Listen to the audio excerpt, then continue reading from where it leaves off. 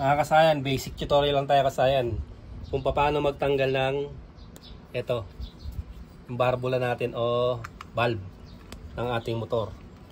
Ito siya kasayan ha, kung paano tanggalin. Simpleng-simple lang siya. Pag meron kayo nito halimbawa, mas maganda. Pero kung wala naman kayo itong pangtanggal, okay lang din. Marami naman tayong pwedeng gamitin dyan. Tanggalin lang muna natin yung ating spark plug.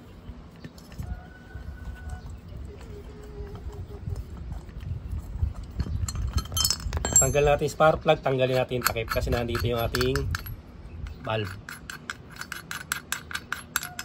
Ayan. Pagtanggal natin, ito yung gagamitin natin. Tapos lagyan natin ng basahan. Takip natin sa ilalim. Siya kasaya na. Tapos, pwedeng ito gamitin nyo. Pantanggal ha. Didiinan nyo lang siya.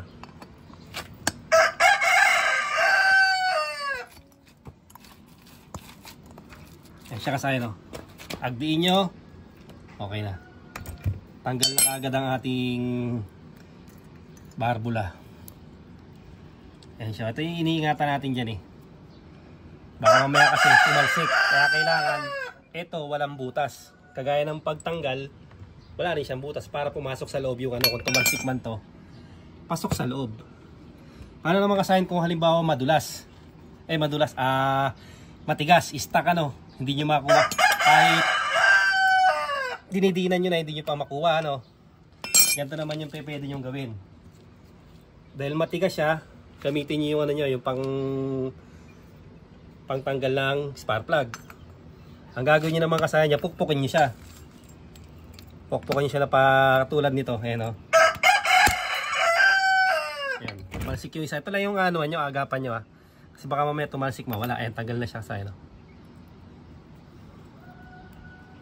Kasi ito, kadalasan meron tayo nito sa motor. Ayan, pag natanggal na natin siya, ayan. Pag natanggal na natin, malalabas natin yung ating spark plug. Yun lang kasi yung basic natin. Kahit wala kang pantanggal ng spark plug, maraming paraan para matanggal siya at napaka basic lang. Hanggang dito lang mga kasayan. Salamat sa panonood.